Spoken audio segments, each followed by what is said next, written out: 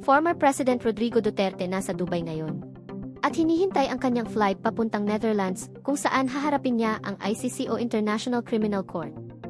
March 11, 2025 nang arestuhin si Pangulong Duterte sa Ninoy Aquino International Airport Terminal 3 ng mga kapulisan, galing sa Hong Kong si Duterte para sa pagtitipon. Bagamat walang dalang warrant of arrest ay isinama nila si Duterte at dinala ito sa Villamor Air Base.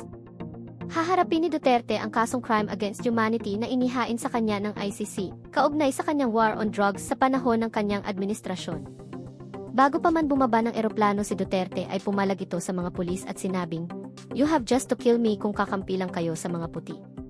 Sabi naman ng anak ni Duterte na si Veronica, o mas kilalang Kitty Duterte, illegal detention ang ginawa ng mga kapulisan dahil wala itong dalang warrant of arrest.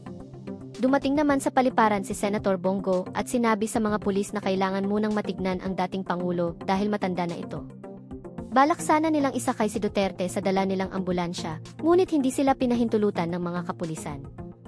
Makikita rin sa isang video ni Bongo na habang tinatanong niya ang spokespersons ng PNP ay bigla itong iniwasan at tinakbuhan.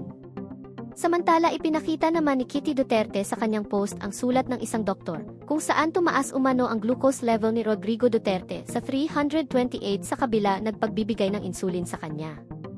Martes din nang bumalik si Vice President Sara Duterte galing Hong Kong, pero wala siyang direktang reaksyon nang tanungin ng media tungkol sa pagkakaaresto sa kanyang ama. Samantala, dumulog sa Korte Suprema ang kakampi o supporters ni Duterte. Nag-hire ng petition for certiorari ang abogadong si Attorney Israelito Torreon sa Korte Suprema. Bukod sa kanya, isa rin sa petitioner ay si Senador Ronald De La Rosa. Hiling ng kanilang petisyon na maglabas ang Korte Suprema ng temporary restraining order at ang agarang pagpapalaya sa dating Pangulo.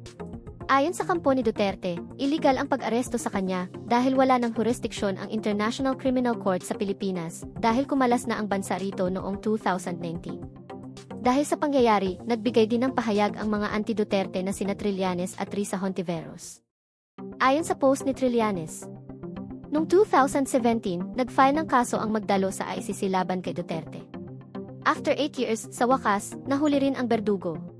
Nagpasalamat naman siya sa mga nagsuporta sa kanyang mga hakbang para mabigyan ng hustisya ang mga libo-libong AJ kay victims. Ayon naman kay Risa Hontiveros, dumating na ang araw na hinihintay ng mga pamilya ng libo-libong Pilipino na napatay sa madugong drug on war ni dating Pangulong Rodrigo Duterte. Pinanghahawakan ko ang mga sinabi ni dating Pangulong Duterte, under oath, na haharapin niya ang kaso sa International Criminal Court. Sana, bilang abogado, siya ay sumunod sa mga proseso nito. Sa ngayon nananatili sa Dubai si Pangulong Duterte at mga kasamahan niya para hintayin ang oras ng kanilang pag-alis papuntang Netherlands. Bukod kay Duterte, kasama rin niya ang doktor mula sa PNP at ang kanyang mga abogado.